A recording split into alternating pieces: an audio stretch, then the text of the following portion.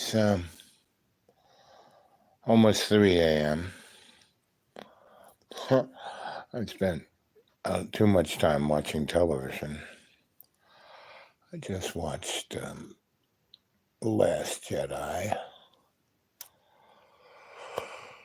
Oh, I was 8 other things. And there is nothing to be scared of. For love is all there is.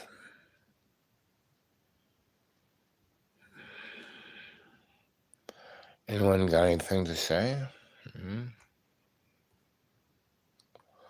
Live chat. I'm tired.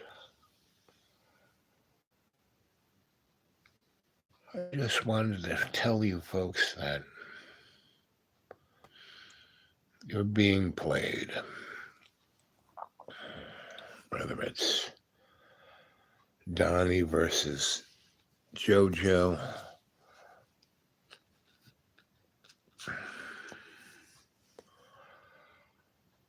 there is a Sith power, if you want to call it that. I call it the hidden hand. Marvel calls it Hail Hydra. I see people like to call it the Nazis, but what it is fear. People don't do things that are really bad unless they're scared. And they're scared of that mirrored image of that other. What's going on in Ukraine is the fear, that existential fear. What's going on in the Gaza is that fear, that existential fear. In Africa, the United States, Canada, Europe, all these neocon, nationalist, insane clown parties, There is only love. Love is all there is. Everything else is an illusion. I've been trained by many, many, many people from many different flavors of ideology. And I never signed on because from an early age, I felt God's love. Early age, like my birth. And my first 10 years. And electricity was always my medium. I have this photograph of me at about 8, I guess. 8 or 9. And I have I found some old, really old wire, canvas covered rubber copper. And I have a 6 meter part of that wire. And there was a big tree in our backyard. And I had a string that I tied a bolt onto, and I swung it. And it went straight up to the top of the tree, and went over the tree and slid all the way back down. And I could pull that wire up to the top, and I made a loop, a Faraday loop, Jacob's ladder.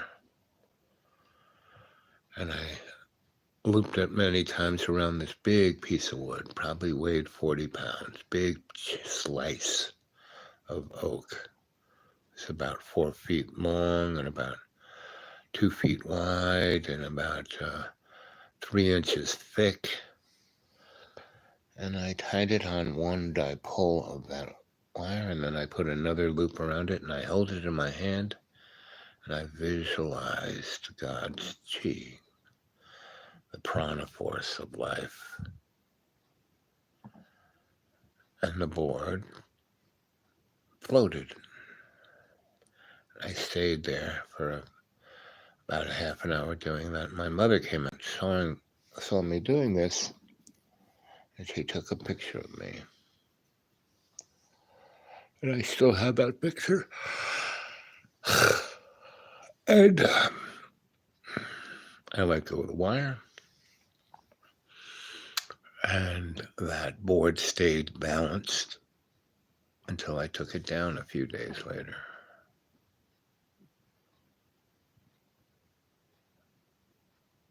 And so I have a picture of it, I'll show it one day. I think I might have shown it on the show. And I would suggest that you folks need to go and watch my past shows. I have more than 1,000. And they all are deep and informative because every one I did with a prayer to God. And I didn't start until I felt the love of God inside of me in a conscious, intent way. And every show was that pebble of love's co-creation that I dropped into the World Wide Web. And that's all we have to do. We don't have to have organizations or movements and things of that nature. I did a lot of that. And it can, anything you do with fun, anything you do with love in your heart, anything you do with another human being to create something better than what already exists, that's a good thing. I would say go off and do that. And if you need a movement, do a movement. But it has to be based on love, love's co-creation. So here it is, around 3 a.m. There are people around the world that it's during the day for them. It's Saturday day. The folks over there in Europe, in Ireland, Asia.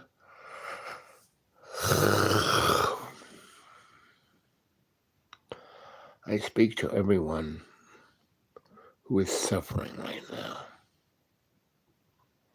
I feel your pain. I am crying. My eyes are moist. They're like plates of water.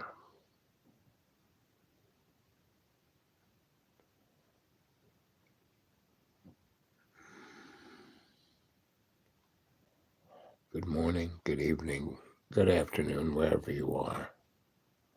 And welcome to Dreamy Dreamland with Sensei Al Bob. What are you scared of?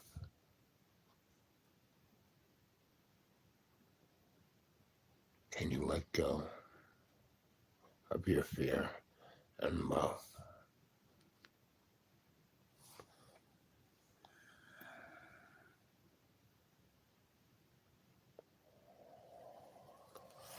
I've died 7 times so far in my life. And the last 3, I had life reviews. I had one, I died when I was 42, I think.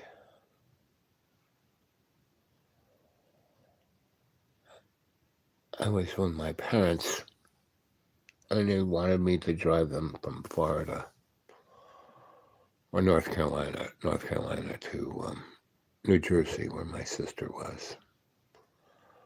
And she has a big family. And my sister's been traumatized. All my brothers and sisters have been traumatized by my parents. And I was very blessed. I was sent off to live with my grandma for the first 7 years of my life. That didn't mean that we didn't go back and visit on Christmas and birthdays and holidays and such. And my grandma, a couple of times she went to hospital, so I spent, a few weeks with my parents. And when we went on vacations, so I could see I wasn't dipped into the angst of my family. And I could see the traumas that my parents grew up in, between my mom was born in 1903, and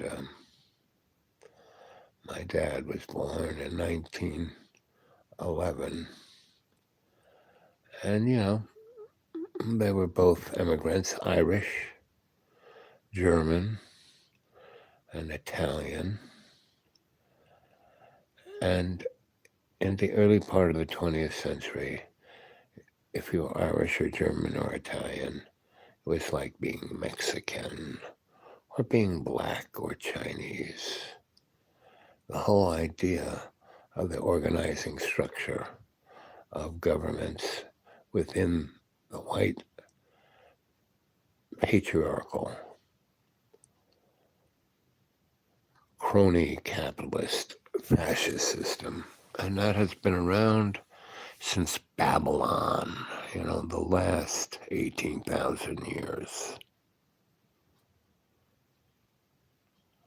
And it goes through swings. And the human being has three species in their brainstem. There is the reptile, there is the insectoid, and there's the mammal. And the mammal is the warm-blooded. It's the one that feeds its child's milk from its breast. And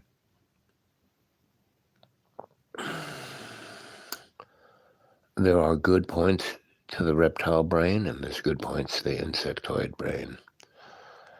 But emotionally, it's the mammalian that is in co-creation with God's love. But we're all our relations. And when we see each other as the other, that is the fear motif that separates us and causes us to have violence. You're not going to have less violence with more guns. You're not going to have less violence with more war. You're not going to have less violence with crony capitalism. Now we live in a world where we aren't our bodies, but our bodies are an avatar. So our spirit can experience the dynamic of unconditional love and forgiveness. But we're not doing such a good job of that. So we have to work better at being consciously intent to being consciously serving as a slave, meaning, a servant is someone who kind of gets paid for, like at McDonald's, a lady at the window, that she's a servant, she's serving it, but she has no real master except money. Right? When you're God's servant or slave, your only master is God's unconditional love. That's where you're a doula. The Greek word for slave is doula. So I'm a doula of God's unconditional love. And what is a doula in our present day? It's the assistant to a midwife bringing life into this world. And so being God's doula, we're bringing love's co-creation into this world. And when we do things with love's co-creation, anything is potentially possible. And when we do forgiveness unconditionally, we go through the doorway of Jesus Christ's unconditional forgiveness.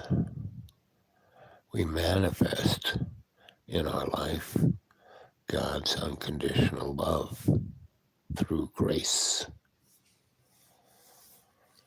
Now, people get all caught up in terms and ideology, right? And theology and religion. And that's what God said, in the Ten Commandments. No false gods, no false idols, right? And, you know, in the material world, everything's a false idol, a false god. Money is a false idol, false god. Power is a false god, a false idol.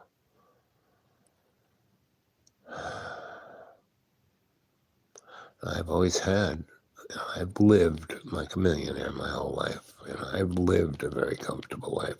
Even when I was in, like me, I'm living in the deep green. I'm here at my friend's house. He has heat and TV and the internet, and I can go on the internet anytime I want, like I'm doing right here at 3 a.m. He's got stuff in his refrigerator. He's got a refrigerator. I don't have a refrigerator.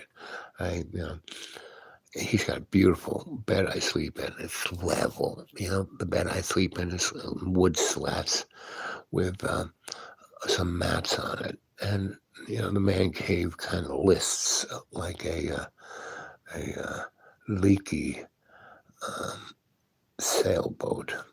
I wake up, I've rolled over to one side of the man cave and I kind of squish. So I always end up sleeping on one arm, and my legs are always kind of tangled up.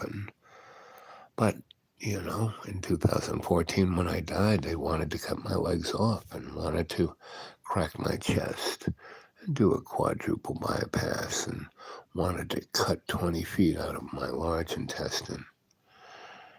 And, I said no to all of that. And I had faith in God's unconditional love and Jesus' unconditional forgiveness. And my body, it's still damaged. It's still beat up. I'm still kind of blind. I'm still kind of deaf. I still can't kind of walk. But when I have to, I can see really well. When I need to, I can hear excellently. When I need to run or walk or climb up a mountain, I can.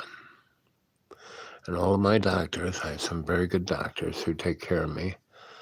And I take care of myself. And so they are amazed that I'm still alive. And that's why they take care of me. And there are people here in the deep green that I take care of. And so they take care of me. And that's called community. And I know many people out there, like John, who's my friend, my dear friend.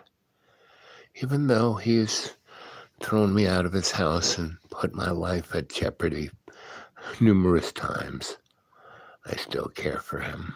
I still want the best for him,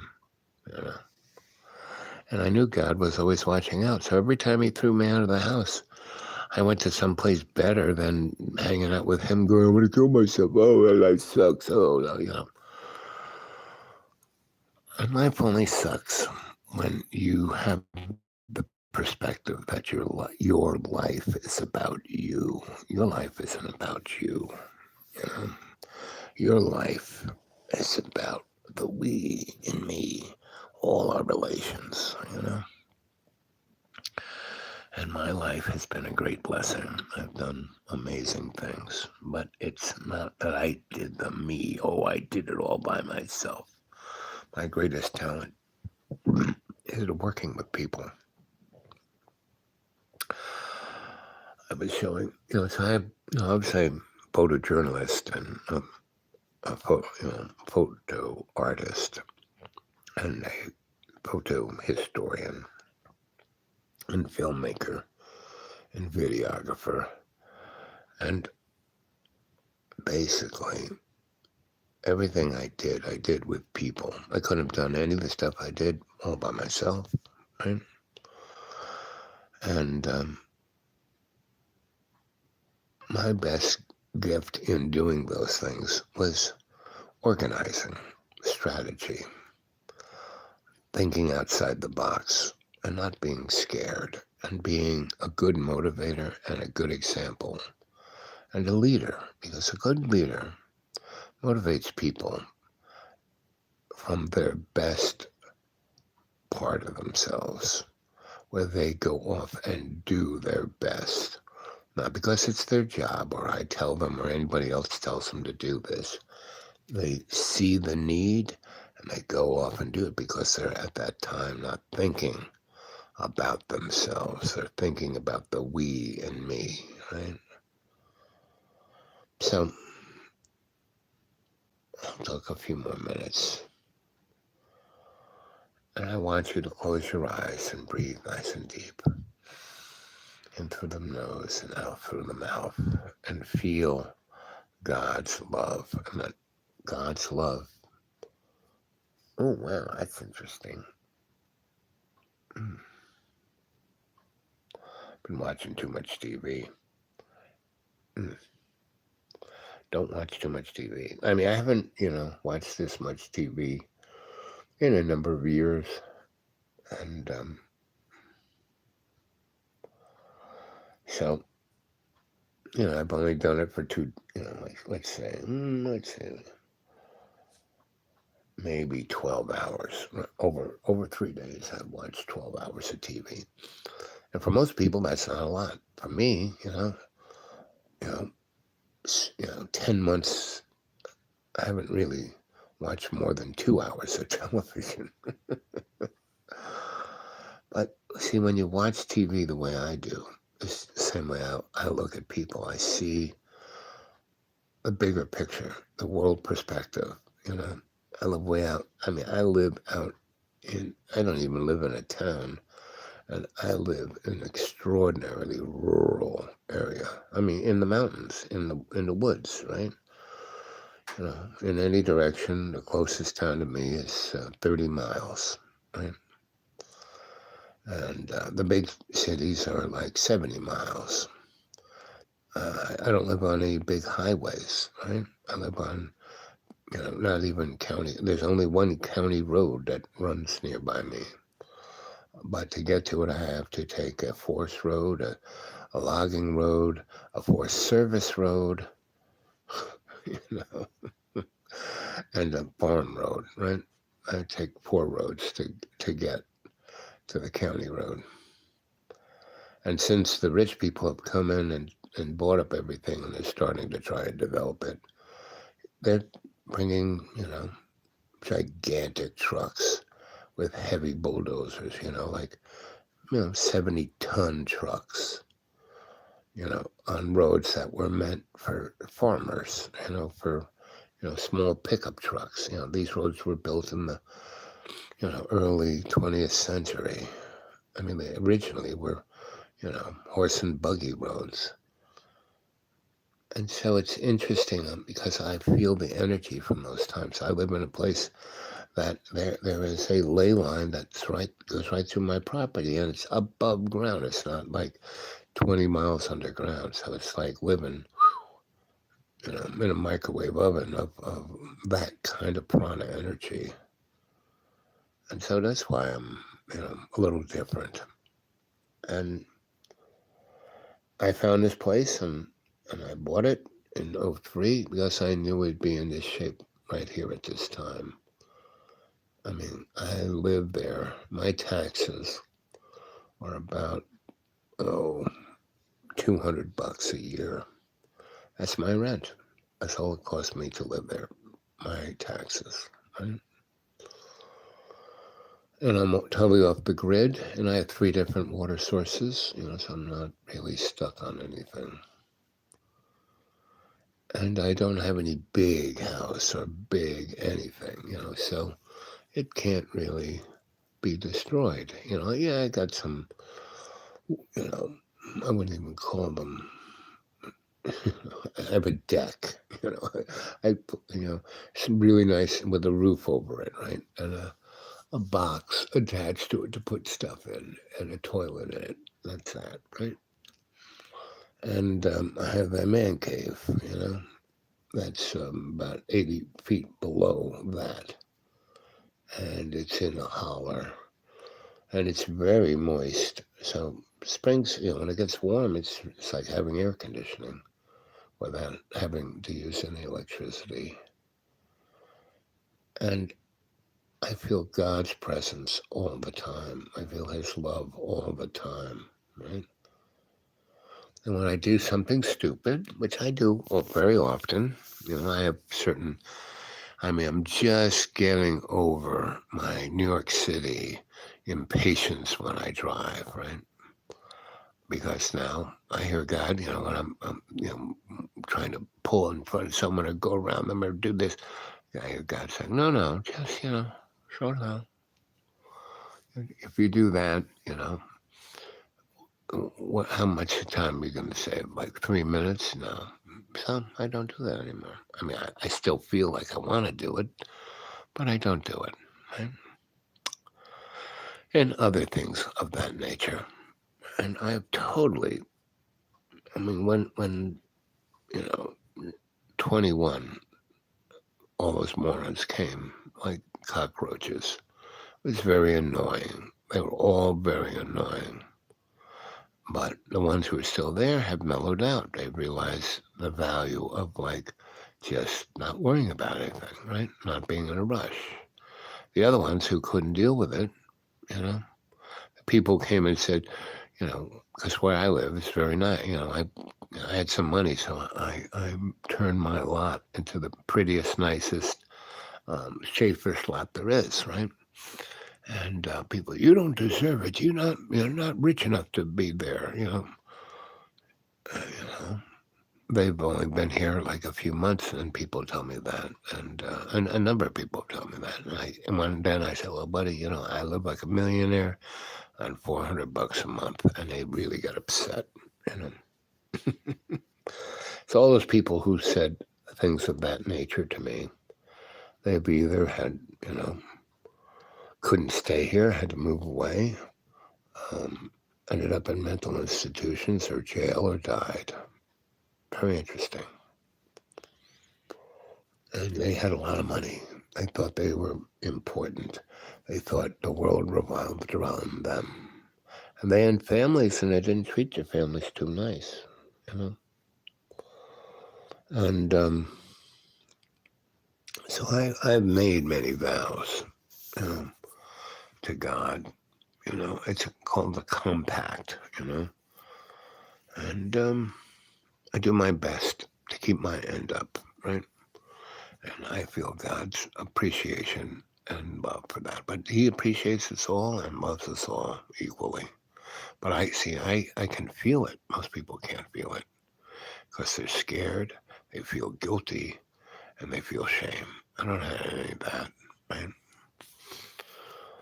And so, no, I've had it, like when I weighed, almost 500 pounds, that was, every pound there was shame and fear and passive aggressiveness, right?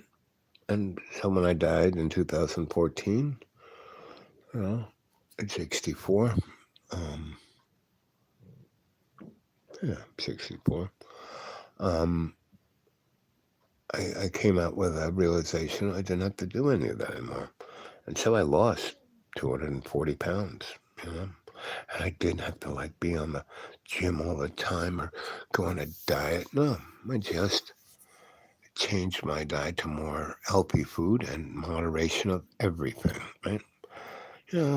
Like my buddy, he loves his cookies and ice cream, so he brought some back tonight. And so I had a bowl of ice cream and 4 cookies and a cup of coffee, and I haven't had any ice cream, I don't know, at least a year or two. Cookies, if I'm around here, I'll have a cookie or two. But that's about it. So, and that's the message to you guys. Here it is, past 3 a.m. Oh, there was somebody there for a moment. But I hope people will watch this tomorrow. I hope a lot of people watch this tomorrow, and I hope they can go into a state and feel God's love, right? Tomorrow and tomorrow and tomorrow. That's Shakespeare's Macbeth. After he wins, all his psychodramas, and he's in the throne room with his buddy, and everyone else is dead, And his buddy is jumping around like, we won, we won, we won. And then he looks at Shakespeare, at Macbeth and says, what? Buddy, we've just won and you're always glum, but man, you're really glum now. What's the problem? And Macbeth says the most important. There's some great soliloquies in that play. But the best line is Macbeth says, what I'm worried about is tomorrow, and tomorrow, and tomorrow, and tomorrow. And the book, I'm working on the 6th novel now.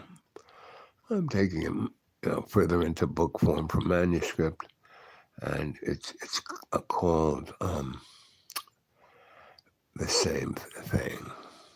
And that's pretty much everyone's problem, is that they stick themselves in a straitjacket of a life of the same thing. I do my best to appreciate the moment I'm in. So, I'm getting tired now, and it's 30 minutes, and that's long enough. And I hope a number of you watch this and get something from it. And if you did, hit the like button, make a comment. I'll do something tomorrow. But you stay well, my friends. I love you all.